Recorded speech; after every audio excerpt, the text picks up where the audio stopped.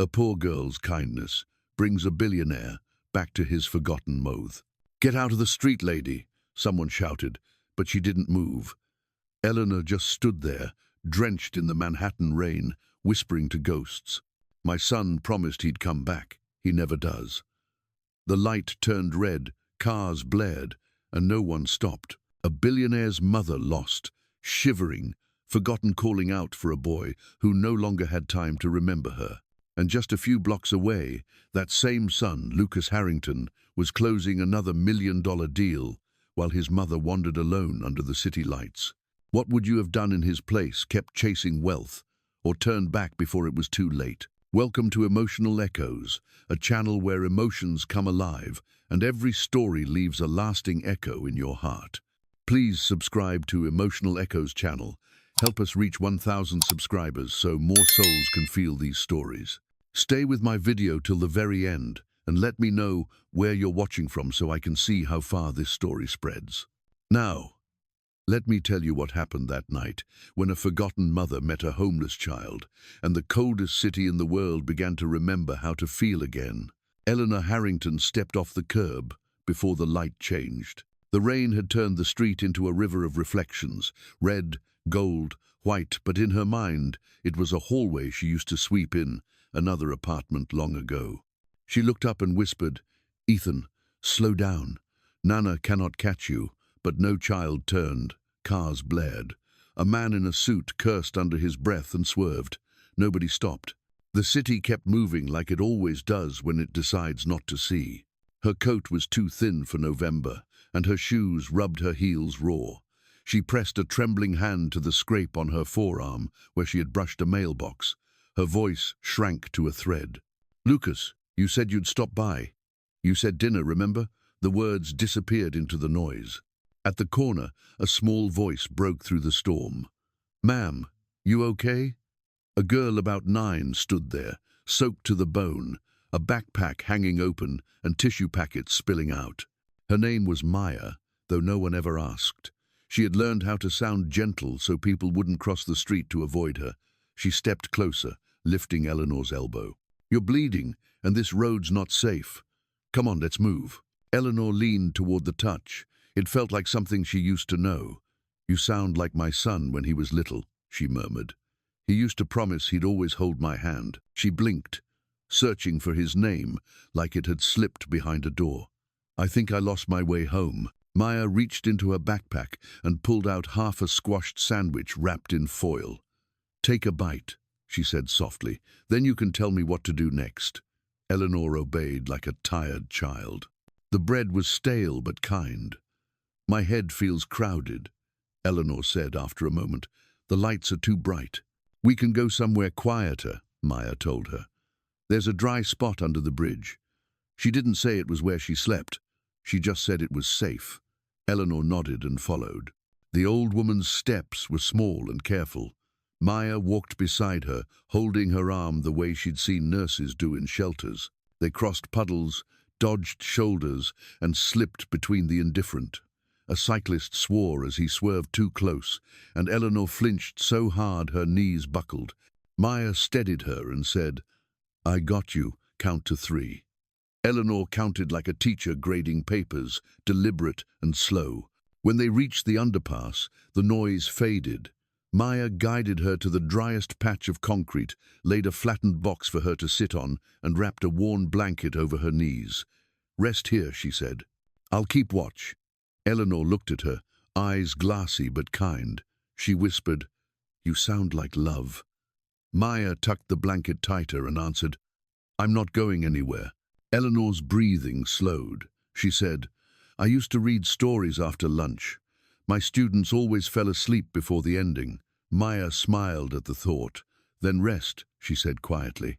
"I'll listen to the rest for you." The girl sat beside her, pulling her backpack close like a pillow. Rain echoed on the metal beams above, steady as a heartbeat. When Eleanor's eyes closed, Maya whispered to the dark, "You're safe with me now."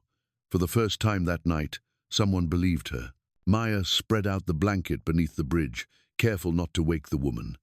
The rain had softened to a whisper, dripping through cracks above them like a slow clock. She tore one of her tissue packets into small squares and dabbed gently at the cut on Eleanor's arm.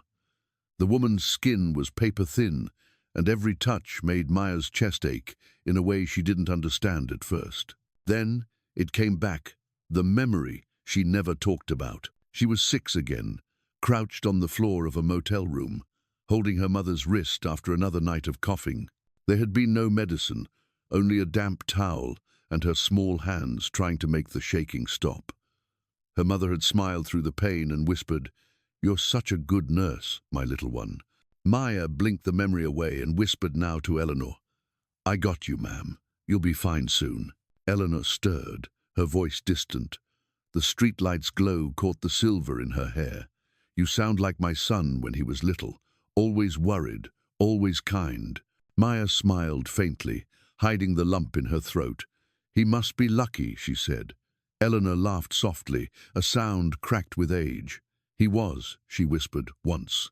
Maya checked the woman's pulse the way she had seen paramedics do on TV. When Eleanor's breathing steadied, she reached into her backpack and pulled out a dented water bottle. "Here, sip slow." The woman obeyed, trembling. Her lips moved, murmuring words Maya couldn't catch. It didn't matter. The sound itself was enough to calm her. Outside, thunder rolled far away. Maya tightened the blanket around Eleanor's shoulders and sat close. "You can rest now. I'll keep watch." Eleanor's eyes fluttered open. "You shouldn't be out here alone, little one." Maya shrugged. "Somebody has to be."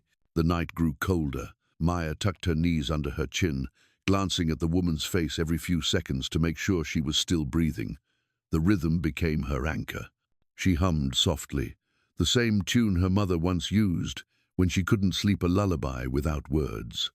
Eleanor smiled in her half-sleep and said, "That song, I used to know it."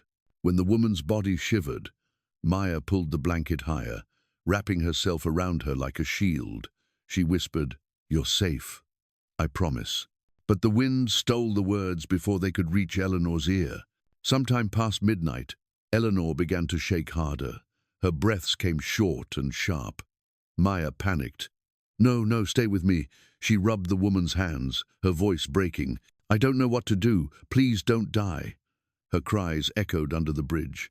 Then, through the rain, she saw headlights stop. A delivery driver jumped out, flashlight cutting through the dark. "Over here," she shouted. The man knelt, checked Eleanor's pulse, and pulled out his phone. His voice was steady. "She's alive. I'm calling for help." Maya kept whispering to Eleanor, "It's okay. They're coming. You'll be okay now." When the ambulance lights flashed red and blue against the concrete, Maya stepped back, soaked and shaking. A paramedic found a wallet in Eleanor's coat and called the number inside. Maya caught the name Lucas Harrington, but it meant nothing to her. All she knew was that she couldn't let go of the old woman's hand. As the paramedics lifted Eleanor onto the stretcher, Maya whispered, "You'll see your son soon. Maybe he'll remember how to love you." The woman didn't answer, but her fingers twitched in Maya's grip. It was enough. Lucas Harrington arrived at the hospital, looking like a man made of stone. His black suit clung to him, soaked from the storm he had walked through without noticing. The receptionist had called twice before he even looked up. He said he was here for Eleanor Harrington and that he was her son. His tone made the nurse straighten like she was speaking to someone who owned the building. When he reached the room, the light from the hallway cut across his face, showing the dark circles under his eyes. Eleanor lay small and fragile in the bed, oxygen tubes running along her cheeks. For a moment, the sight made him stumble. He had seen her weak before, but never like this. He whispered, almost to himself, "Mom, what were you doing out there?" A nurse stepped aside, and behind her stood a little girl in wet clothes, holding a plastic cup. Her hair was tangled, her shoes mismatched. She was watching Eleanor like a guard. When she saw Lucas, her face tightened. He stared back, confused, almost offended by her presence. "Who are you?" he asked, and she said, "I helped her. Nobody else did." He frowned. "Helped her? Under a bridge? You expect me to believe that?" Maya blinked hard, her chin lifting. "You think someone like me couldn't help someone like her?" Lucas looked at her and saw only dirt, poverty and trouble. His voice dropped cold. I think you saw an opportunity. People do things for reasons. Maya clenched the cup. She said, the only reason was she was alone. You wouldn't understand that. Lucas froze, but he didn't answer. The nurse cleared her throat, sensing the air had gone sharp. She told Maya to wait outside. Maya hesitated, then looked at Eleanor. I'll be right there, okay? Eleanor stirred in her sleep and murmured something soft that sounded like stay. Lucas moved closer to the bed. He touched the blanket like it was evidence of something broken. The nurse explained that his mother had been malnourished, disoriented, dehydrated. She said it wasn't the first time she had wandered, but that this time could have killed her. Lucas nodded, but his jaw tightened. He hated being told he had failed at something money couldn't fix. Maya waited by the door, watching him through the small glass panel. She didn't trust him. To her, he looked like every person who walked past without stopping. Lucas turned suddenly and caught her stare. He opened the door and said, "You think you did something good, but you don't know what kind of world you're in." She answered quietly, "I don't need to know your world to be kind." He didn't respond. Instead, he walked back to his mother's bedside. Eleanor's eyes fluttered open for a second, unfocused, but then she smiled faintly. She said, "You came back, Ethan." Lucas froze. It wasn't his name. Maya stepped forward before the nurse could stop her. She leaned over and said gently, "It's okay, I'm here." Eleanor's hand found hers and squeezed. Lucas watched the moment unfold, feeling something twist in his chest. His mother's face softened the way it used to when he brought her wildflowers as a boy. She whispered, "My angel found me," and Lucas realized she wasn't talking about him. Maya looked up, her eyes bright with something that wasn't pride, just relief. The nurse asked Maya to step back. Lucas said nothing. His throat was tight, and he didn't know if it was anger or shame. He turned toward the window and stared at the rain that hadn't stopped since the night before. For the first time, he felt smaller than the noise outside. When Eleanor drifted back to sleep, Maya slipped out quietly. Lucas stayed behind, standing by the bed.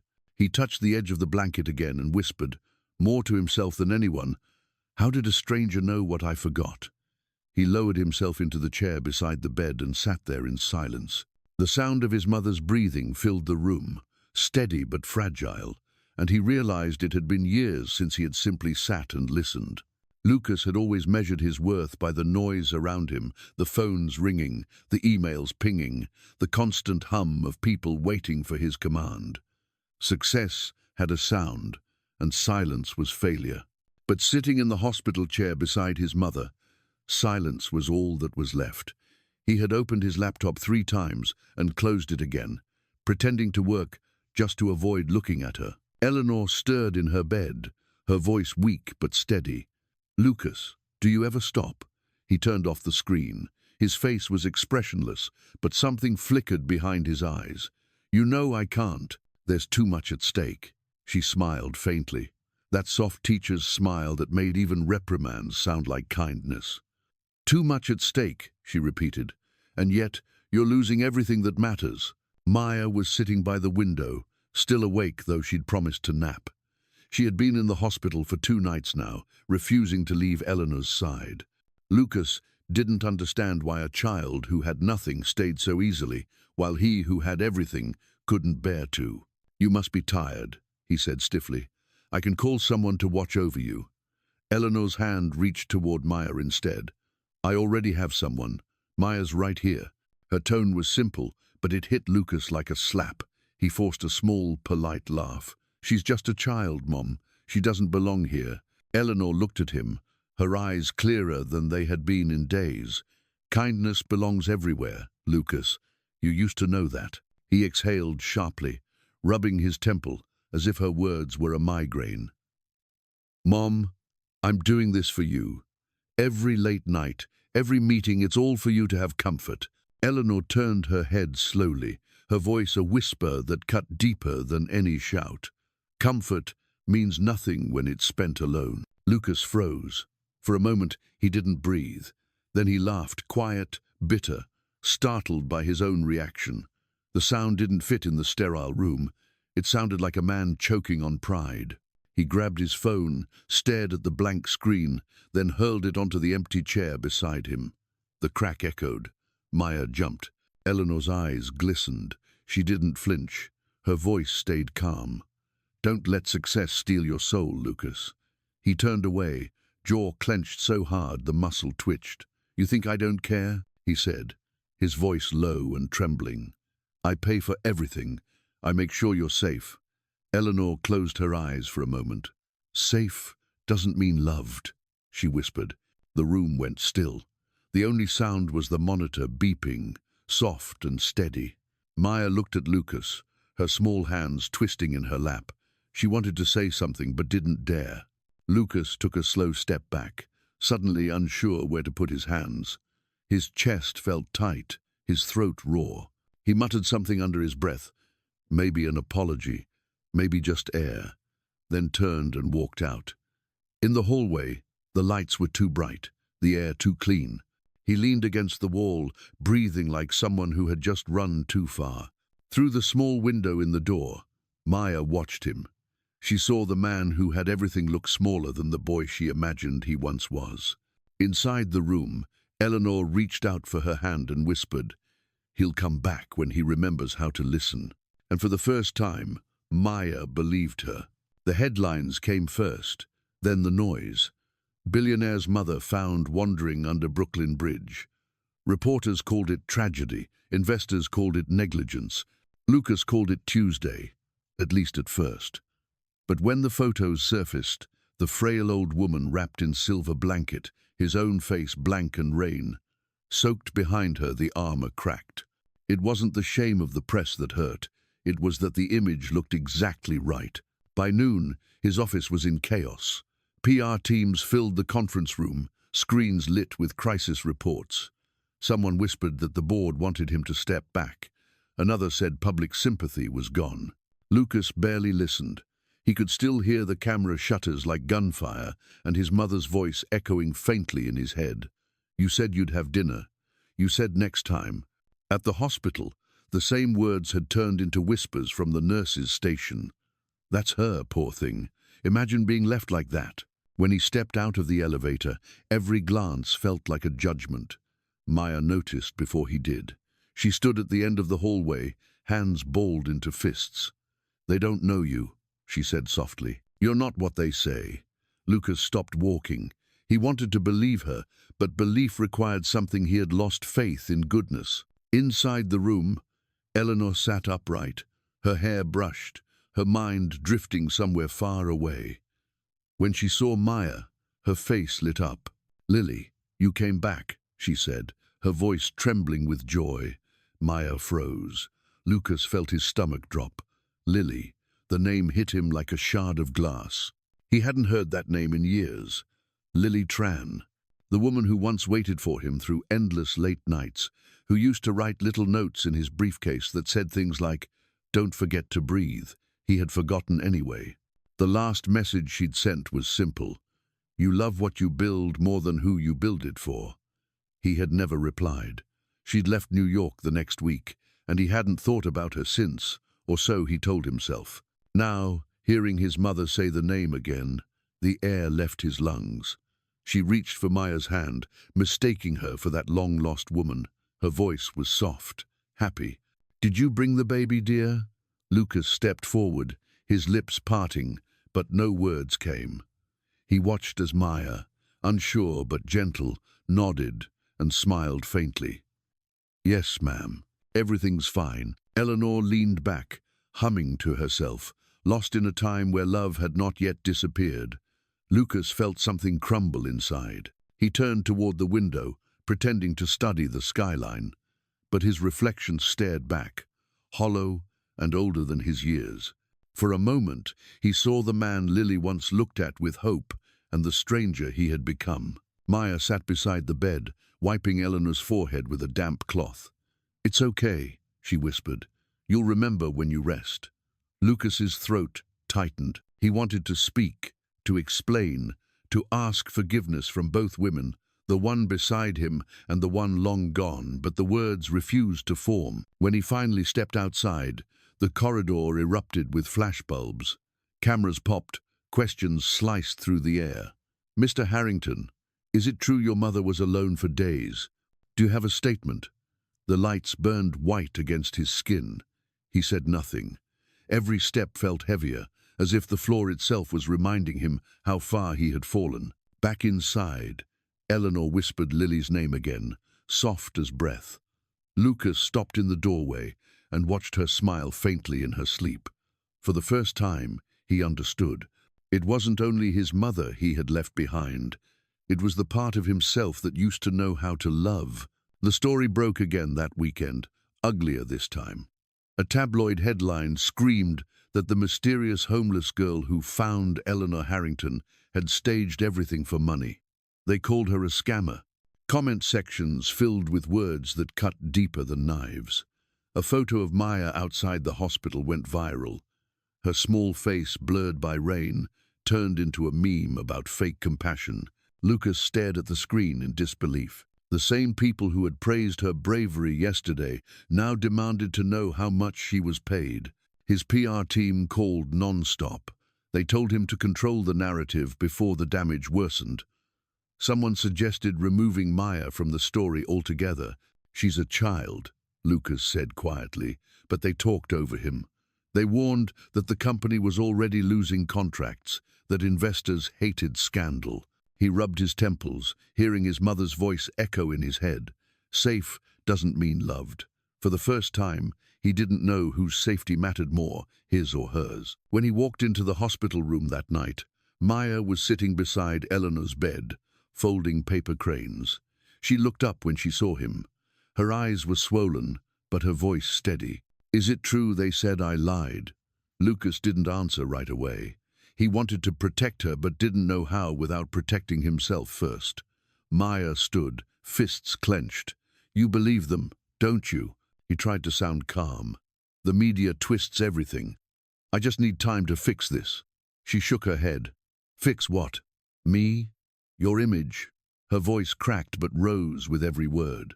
"You think I wanted this? I just wanted her safe. You think I even knew who she was?" Lucas took a step forward. "You don't understand what this means for me. My name, my company, everything I built is at risk." Maya's face went pale. "So my truth is bad for your business? That's what I am to you. A problem to erase?" The words struck him like a slap. He raised his voice without meaning to. "You don't know the world, kid.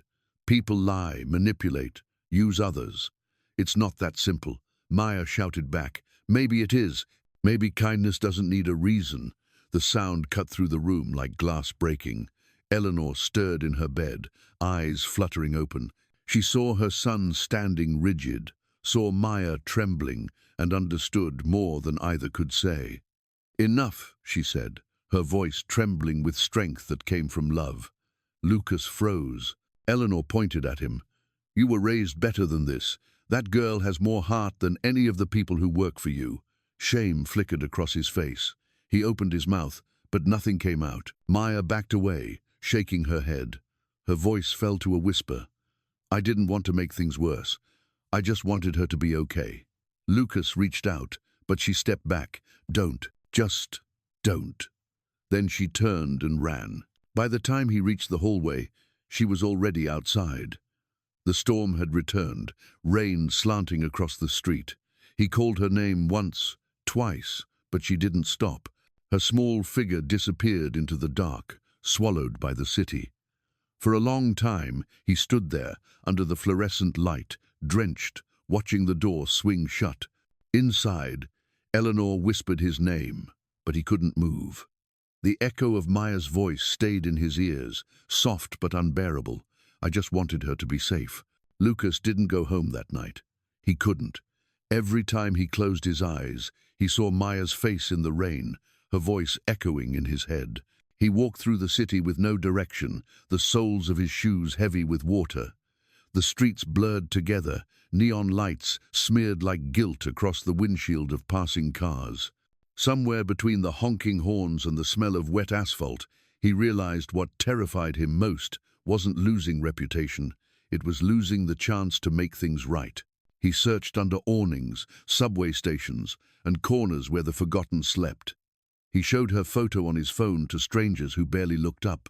Most shook their heads, some didn't even bother to answer. His clothes clung to him, his hair soaked, but he didn't care. For the first time in years, Lucas Harrington wasn't chasing a deal. He was chasing redemption. When he reached the bridge, the air felt different, quieter, heavier. He saw a small figure curled near the pillar, a thin blanket pulled around her shoulders. Maya looked smaller than he remembered, her knees drawn to her chest, face hidden in her arms. Lucas stepped closer, voice shaking. "Maya, it's me." She didn't look up. "I don't need anything from you," she said. "Go home, Mr. Harrington. People like you don't stay here." He took off his coat and draped it over her. His hands trembled. "I didn't come to take anything. I came to say I'm sorry. I was wrong about you. I was wrong about everything." She looked up, eyes red from crying, rain mixing with tears. "You think saying sorry fixes it? You made me feel like I was dirty for caring." Lucas knelt beside her, words breaking apart. "I've spent my whole life thinking love was something I could schedule between meetings, but tonight I saw my mother call your name, not mine. And I realized you were the only one who showed up when it mattered." His voice cracked. "I don't deserve forgiveness, but please, let me make this right." Maya stared at him for a long time, then said quietly, "She doesn't need your money. She just needs you to stay. That's all she ever wanted." Lucas bowed his head. The words hit deeper than any insult he'd ever heard. He felt something inside him give way, something that had been locked for years. His shoulders shook, and before he knew it, he was crying real, heavy tears that no success had ever earned him. Maya reached out, hesitant, then rested her small hand on his arm. "It's okay," she said softly. "Just don't be late again." He nodded, unable to speak. When she tried to stand, her legs wobbled. Without thinking, he lifted her, wrapping the coat tighter around her body. For the first time, carrying another person felt lighter than carrying his own pride. Back at the hospital, Eleanor was awake, her eyes unfocused, but searching. When she saw them, her lips parted into a faint smile. Lucas placed Maya beside her bed. Eleanor took both their hands and whispered, "My 2 children finally came home." Lucas bent down, pressing his forehead to her hand, the warmth grounding him. Maya smiled through exhaustion. For a moment, the world outside the room disappeared. It was just a mother, a son, and a girl who had taught them both what love looked like when it asked for nothing in return. Eleanor's recovery came slowly, like morning light creeping through a curtain. The doctors said she was stable now, her mind clearer on some days than others. One afternoon, while Lucas and Maya were getting lunch, she asked a nurse for paper and a pen. Her hands trembled as she wrote, pausing often to remember the right words. The letter wasn't long, but every line carried the weight of years they had lost to silence. When Lucas returned, the letter was folded neatly on the nightstand. The nurse said his mother wanted him to read it when she was asleep. He sat by the window, the city stretching behind him, and unfolded the page. The handwriting was uneven but careful. "My dear Lucas, when you were little, you used to draw maps on napkins and tell me where we would go next. You said one day we would see the world together, but life became a bigger map and we both got lost. I don't need palaces or airplanes. I just want to walk beside you again, even if it's only to the end of the street. Maybe it's time you keep that promise. Love, Mom." The paper shook in his hands. His throat burned. For years, he had signed contracts worth billions, but this small piece of paper felt like the most valuable thing he had ever held. He pressed it to his chest, closing his eyes. It was as if the boy she wrote to still lived somewhere inside him, waiting to be seen again. Later that evening, Lucas stood before his board of directors. The room was filled with sharp suits and sharper words.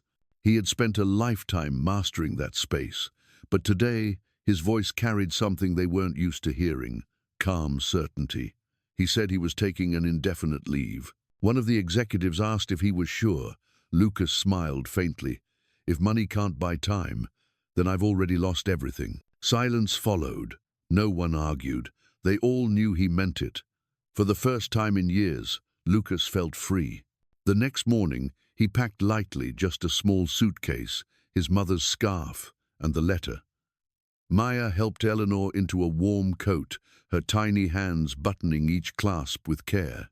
Lucas watched them both, realizing that his world had shifted from boardrooms to hospital hallways, from investors to the two people who had taught him what truly mattered. When they arrived at JFK Airport, the sun was rising over the runways. Planes lifted off one after another like promises kept. Eleanor leaned on Lucas's arm, smiling faintly. "Where are we going first?" she asked. He answered, "Anywhere you want." Maya tugged at his sleeve and said, "Vietnam. Grandma said it's full of lights and stories." Lucas nodded. "Then Vietnam it is." The gate number was called, and they walked forward together. The sky outside blushed with gold, washing their faces in a soft glow. For once, Lucas didn't think about time zones or markets. He thought about beginnings. And for the first time in a long while, he wasn't running from something, he was walking toward it. The air in Hoi An was warm and soft, carrying the faint scent of river water and the sweetness of night flowers. Lucas helped his mother step down from the small boat, one hand steadying her, the other holding the paper lanterns the locals had given them. Maya ran ahead, her laughter echoing across the stone streets. For the first time in months, Eleanor's face relaxed. She took a deep breath and said that the air smelled like the years she used to dream about. They walked slowly through the ancient town. Lanterns swayed above them, glowing in every shade of red, gold, and blue. Lucas watched the colors dance across his mother's face, softening the lines that worry had carved. Maya pointed out stalls, selling silk and trinkets, tugging his sleeve like a child, showing a world she had just discovered. Eleanor smiled, as if each flickering light stitched a lost memory back together.